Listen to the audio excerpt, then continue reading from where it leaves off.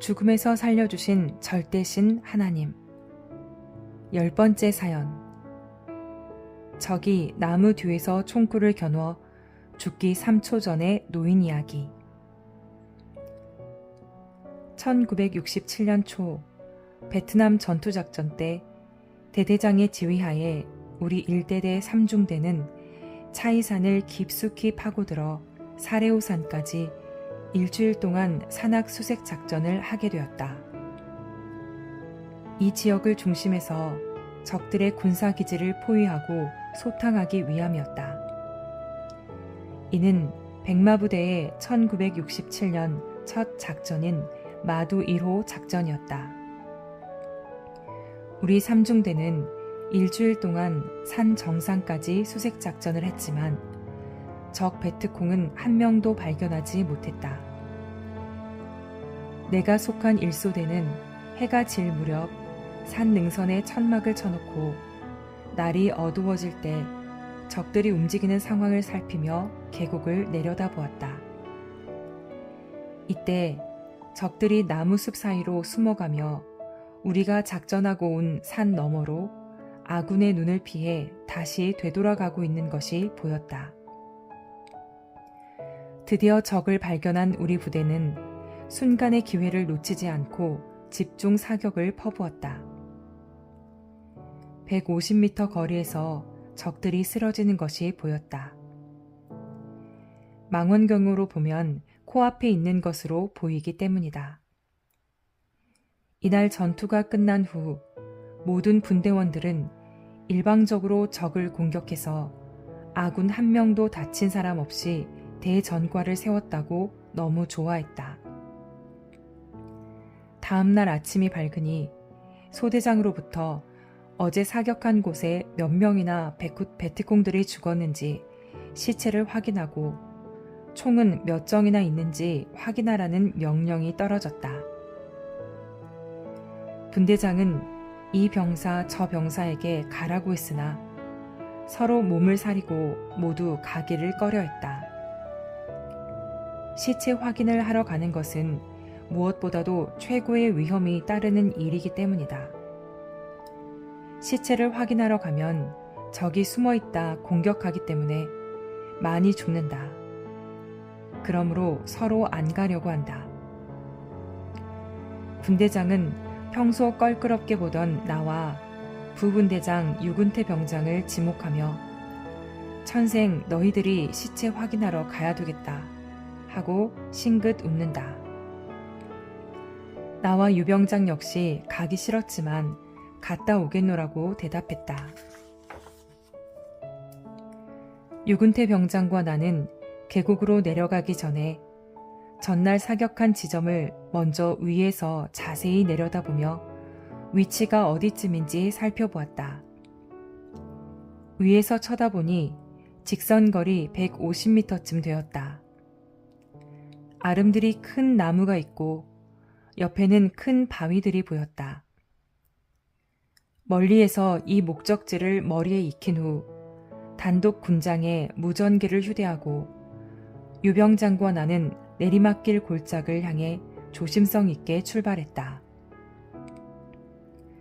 둘이 살금살금 기어 정글과 바위가 뒤엉킨 험한 곳을 5m쯤 걸어가서 무슨 인기척이 나는지 확인하고 이상이 없으면 다시 걸어가다 또 앞에 안전한지 확인하고 다시 걸어갔다.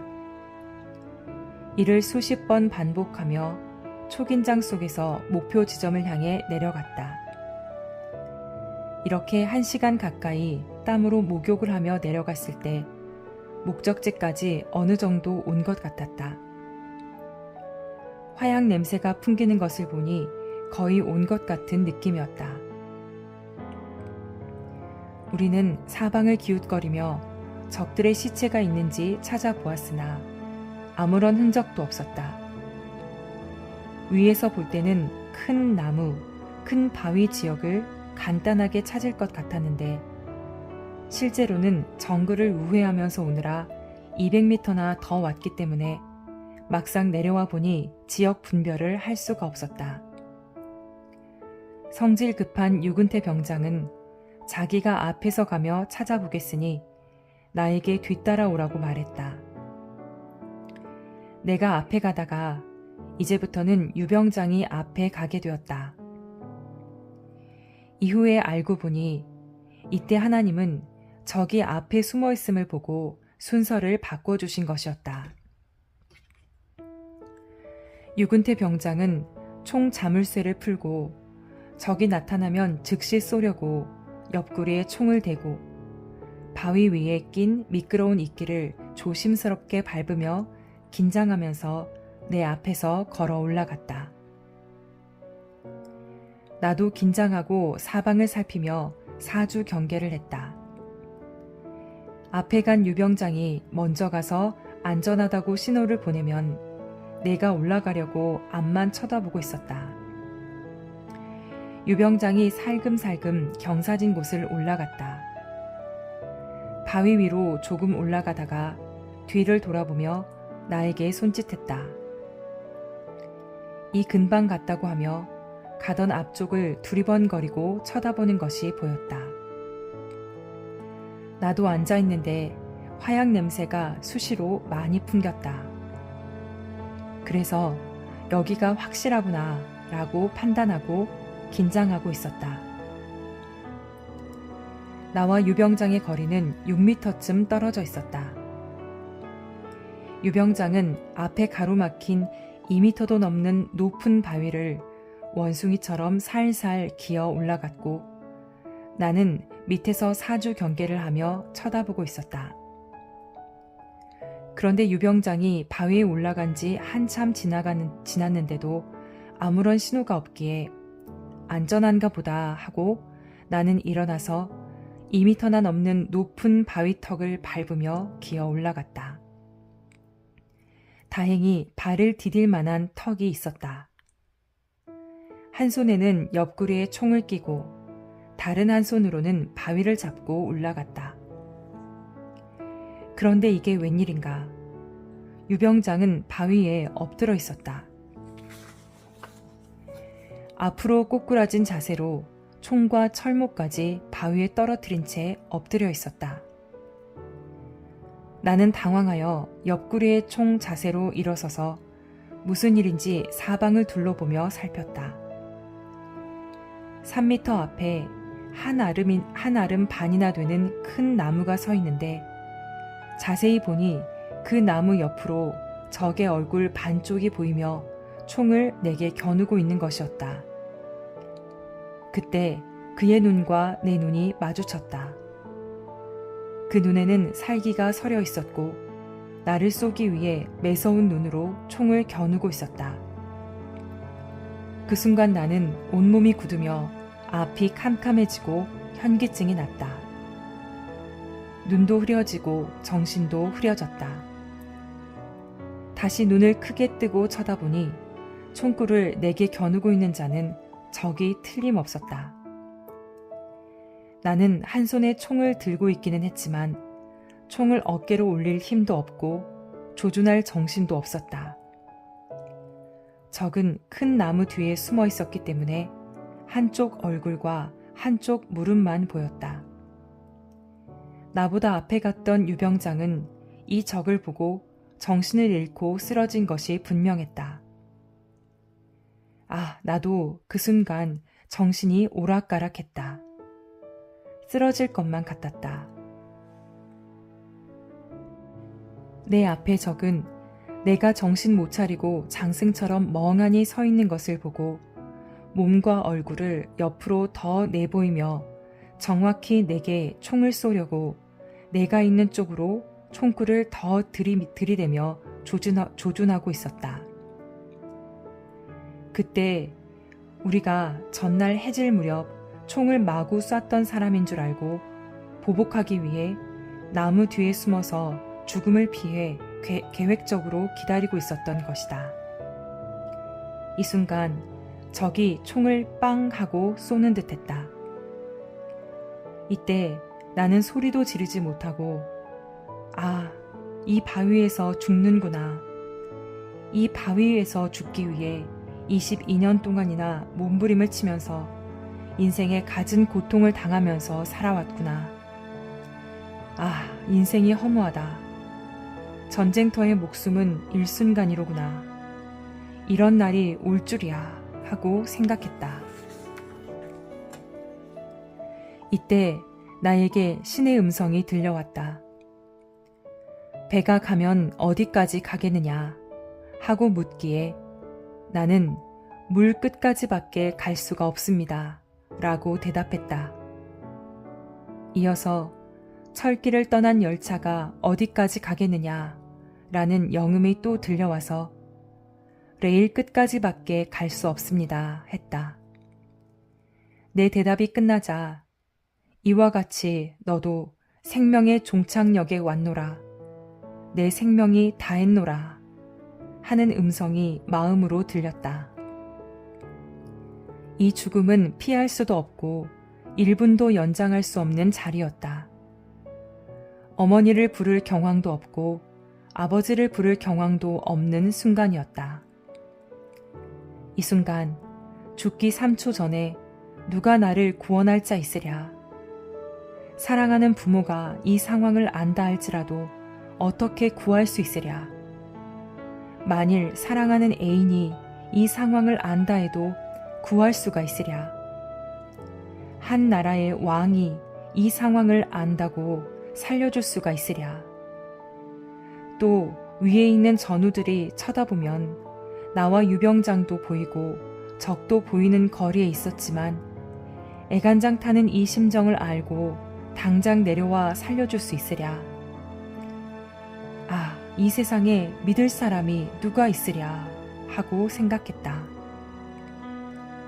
그래서 하나님과 예수님을 부르며 전지전능하시고 무소부지하신 자 외에는 나를 구할 자가 없습니다. 나 좀 살려주세요 라고 했다. 적은 자기 몸을 나무 뒤에서 옆으로 더 돌리며 총구를 나의 가슴팍에 바짝 겨누고 있었다. 눈이 불꽃같이 빛났고 그 무서운 모습에 나는 질려버렸다. 그때 모든 것을 체념하고 눈을 감고 운명을 하늘에 맡기고 마음속으로 계속 하나님을 불렀다. 그 순간 하늘에서 음성이 들려왔다. 크고 웅장한 산을 흔드는 음성이었다. 사랑하라. 분명 하나님의 음성이었다. 사랑스럽고도 웅장한 신만이 내는 음성이었다. 그 음성은 지구상 어느 누구나 다 들을 수 있을 만큼 산이 흔들리고 울리도록 웅장한 소리였다. 또 그 음성은 세상 그 어느 곳에서도 들어보지 못했던 음성이었고 인간으로서는 흉내도 낼 수 없는 음성이었다. 나는 그 음성을 듣고 즉시 굳은 입이 풀렸다. 마음속으로 이렇게 대답을 했다. 내가 적을 사랑하려고 가면 죽는데요. 내가 조금만 움직여도 적은 더 빨리 쏠 것만 같았다. 내가 총을 들고 있었는데도 총이 있는지 없는지 의식을 잃어 잘 보이지도 않았다. 나는 머뭇거리며 혼이 나간 채 멍하니 서 있기만 했다. 두 번째 음성이 급하게 들렸다. 사랑하라. 하나님, 적한테 가면 죽는데요. 하고 또 말했더니 그 후로는 아무 소리도 들리지 않았다.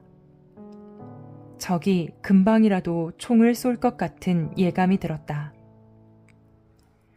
가만히 있어도 죽고 가도 죽을 바에야 하늘의 음성대로 하겠다고 하며 적을 사랑하러 가기 위해 1000근이나 되는 무거운 첫 발을 떼었을 때 마음이 뜨거워지며 내 굳은 몸이 완전히 풀려 초인 같은 힘이 솟았다.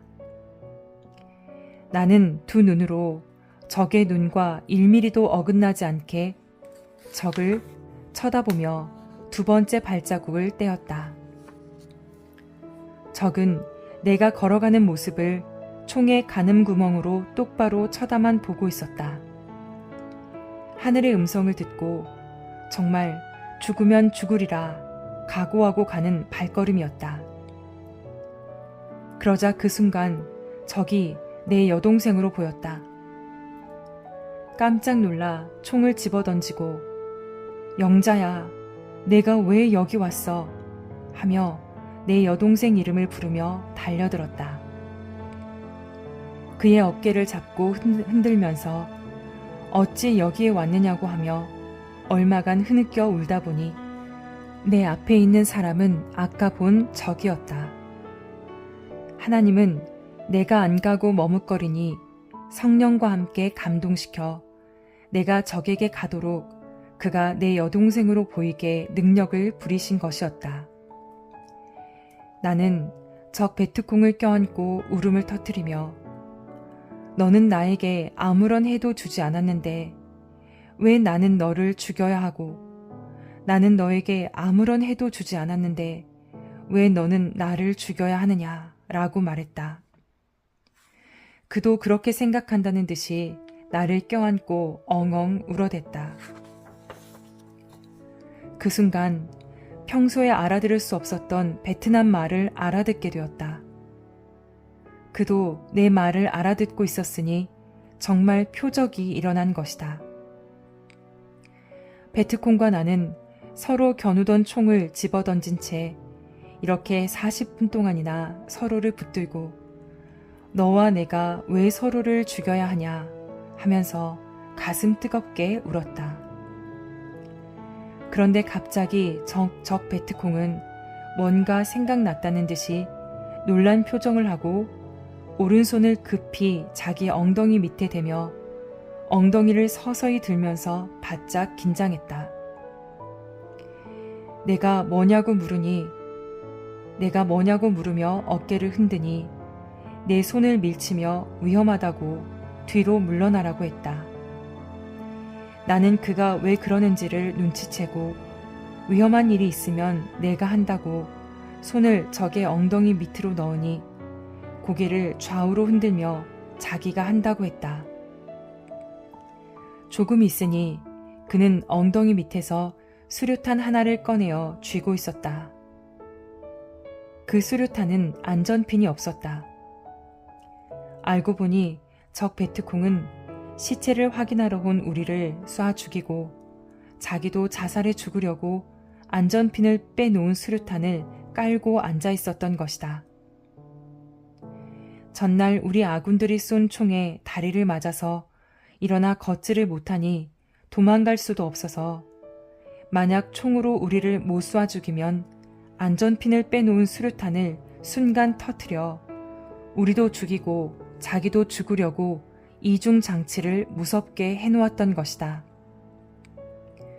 그런데 이제 판국이 달라져서 수류탄을 제거해야 되니 나보고 위험하다고 엎드리라는 눈치였다. 자기가 산 밑으로 수류탄을 던지겠다고 했다. 조금 전만 해도 나를 쏘려고 하던 자가 내 몸이 다칠까 조심하라고 하니 감격스러웠다. 이 모든 상황은 내가 하나님의 음성을 듣고 적을 사랑하고 행하니 하나님께서 둘 다 살리시는 일을 함께 행하고 계신 것이었다. 그때 나는 베트콩에게 너는 앉아 있어서 멀리 못 던지니 실수한다. 내가 던지겠다 하면서 수류탄을 뺏으려 했다. 그는 이미 안전핀을 뺐기 때문에 전달하면 위험하다고 주지 않았다. 그리고 바위 너머 10m 이상 떨어진 곳에 집어던졌다. 그 수류탄은 조용했던 산천에 꽝 하는 굉음을 내며 터졌다. 완전히 나도 살고 그도 살았다. 가슴이 뜨거워진 적과 나는 감격해 또 껴안고 울었다. 하마터면 40분 동안 서로 몸을 흔들면서 통곡할 때 그 수류탄이 터질 뻔했다. 안전핀을 빼놓은 수류탄을 깔고 앉아 있었는데 몸을 그렇게 흔들었어도 수류탄이 안 터진 것은 정말 하나님이 붙잡아 주신 기적이었다. 표적이었다. 누가 들어도 도대체 이해가 가지 않는 일이다. 적도 실상 자기가 안전핀을 빼놓은 수류탄을 깔고 앉아있다는 것을 깜빡 잊었던 것이다. 한참을 서로 통곡하며 울었으니 생각날 리가 만무했다. 모두 하나님과 성령님이 행하신 것이다. 하나님과 성령님이 우리를 살리기 위해 큰 은혜와 능력을 베푸신 것임을 깨닫지 않을 수 없었다. 하나님의 사랑하라는 말씀을 듣고 순종하니 전능자가 그대로 절대 행해 주신 것이다. 보이지 않는 전능자가 행하신 일들은 사실인데도 인간의 머리로는 잘 믿어지지 않는 법이다. 이때 수류탄이 터져 꽝 하고 골짜기가 찢어지는 소리가 나니 바위 위에 기절해서 엎드려 있던 유근태 병장은 그제야 깨어났다. 그리고 위에 있던 우리 분대원들도 무슨 일이냐고 무전을 치며 소리를 질렀다. 내가 소리를 높여 괜찮다고 말하며 모두 속히 내려오라고 했다. 내려와도 안전하다고 소리를 질렀더니 모두 내려오기 시작했다. 적을 보고 놀라 바위 위에서 기절했던 유근태 병장은 깨어나더니 베트콩과 나에게 총을 겨누며 쏘려고 했다. 기절했을 때 잠들었다가 일어났는지 정신이 없었다.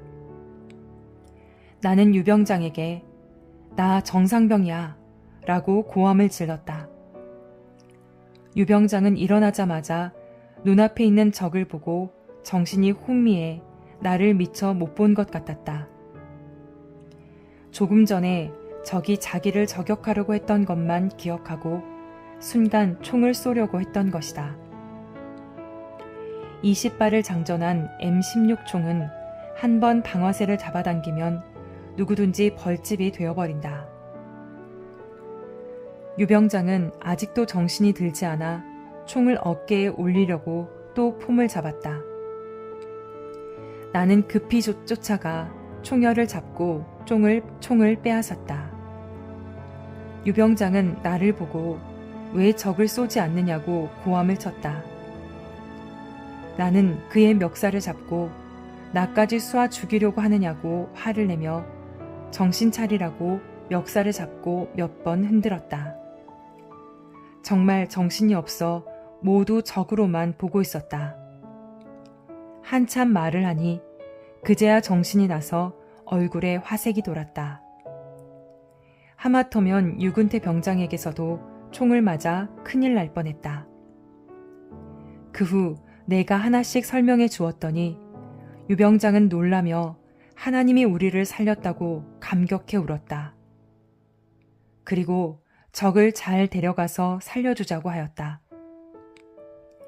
이날은 죽음이 나를 삼키는 날이었다.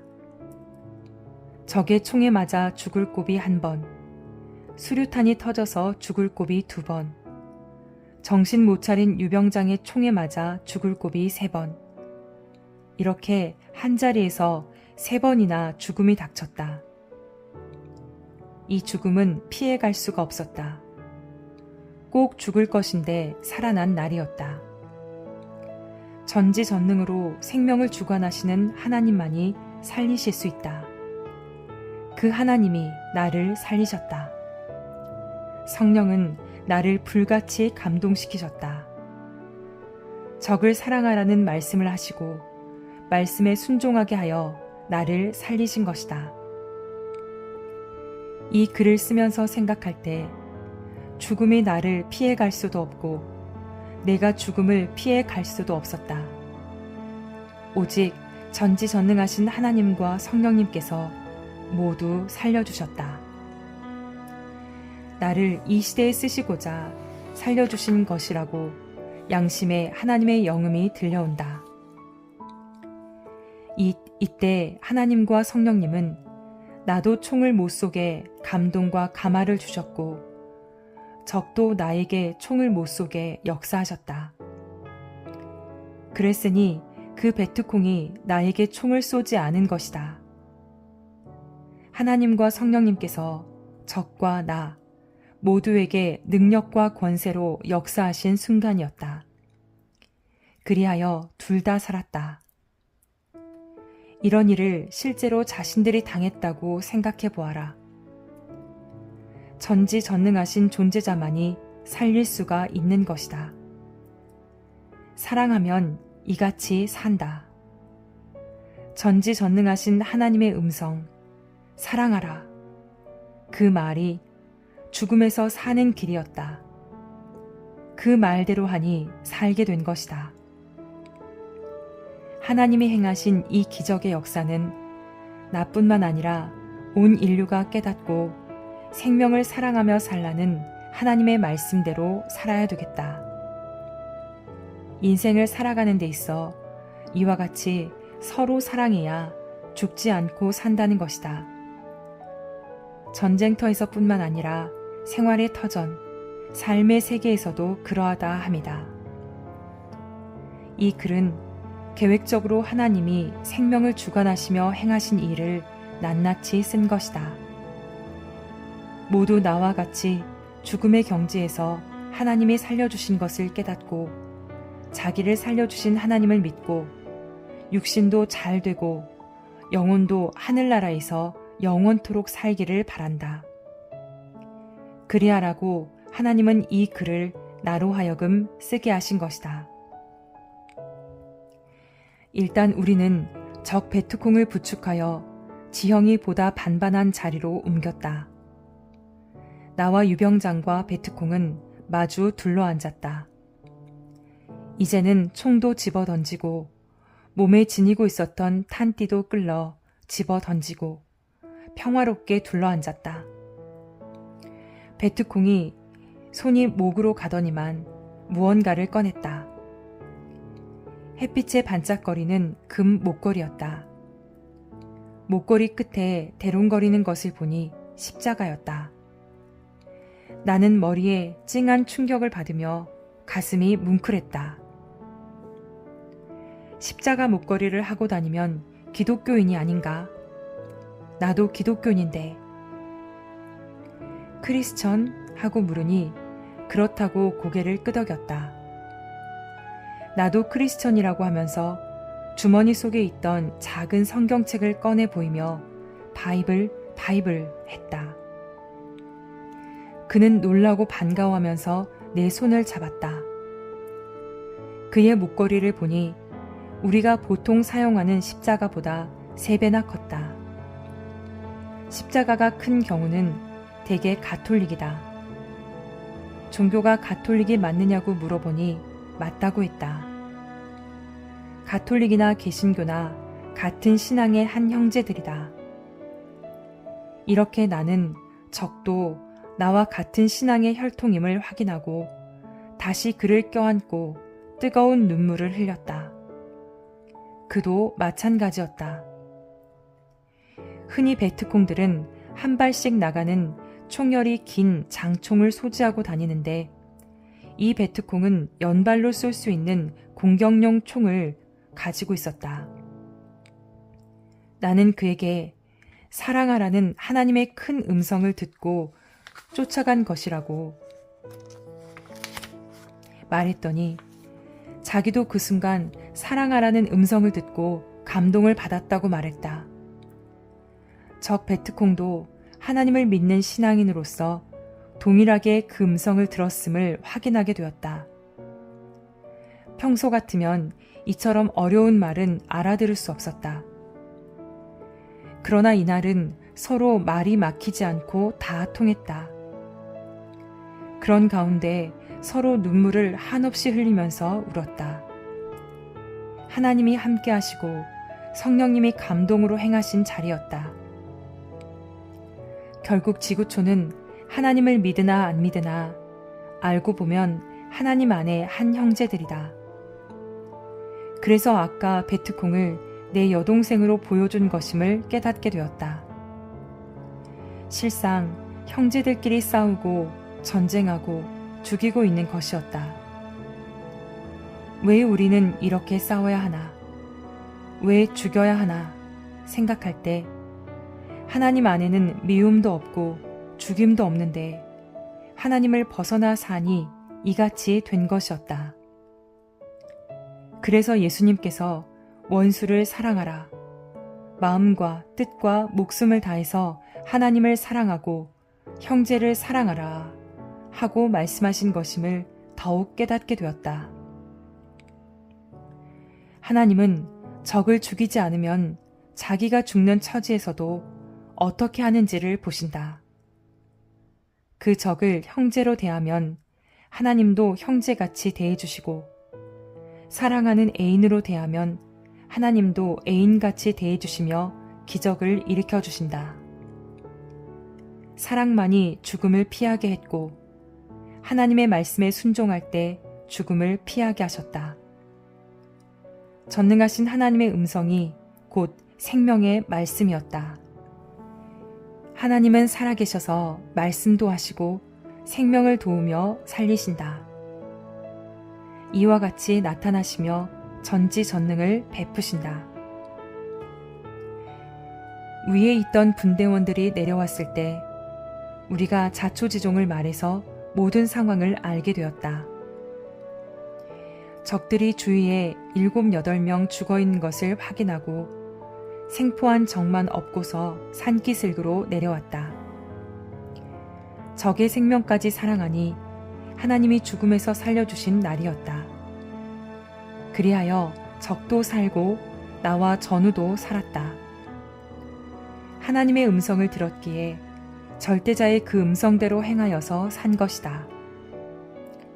사랑하라 라는 음성을 듣고 내가 총을 쏘지 않고 그대로 나아갔기 때문에 하나님이 역사하셔서 적도 나에게 총을 쏘지 못하게 함으로 살려주신 것이었다.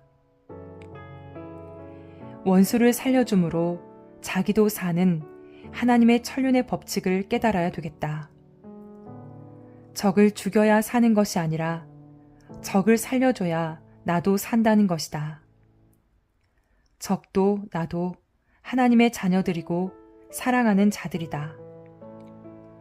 우리가 볼 때 적이지 하나님이 보실 때는 적이 아니다. 이를 깨닫고 지금껏 하나님의 구원의 사명자로 행해온 것이다. 죽을 고비 중에서도 참으로 살기 불가능했던 곳에서 살았다. 적이 100% 죽이려고 총을 겨눴는데 산 것이다. 이미 목숨이 적에게 넘어갔지만 하나님이 내 편이 되어서 생명의 말씀을 해주어 그대로 적을 사랑하니 산 것이다. 기적이다. 표적이다.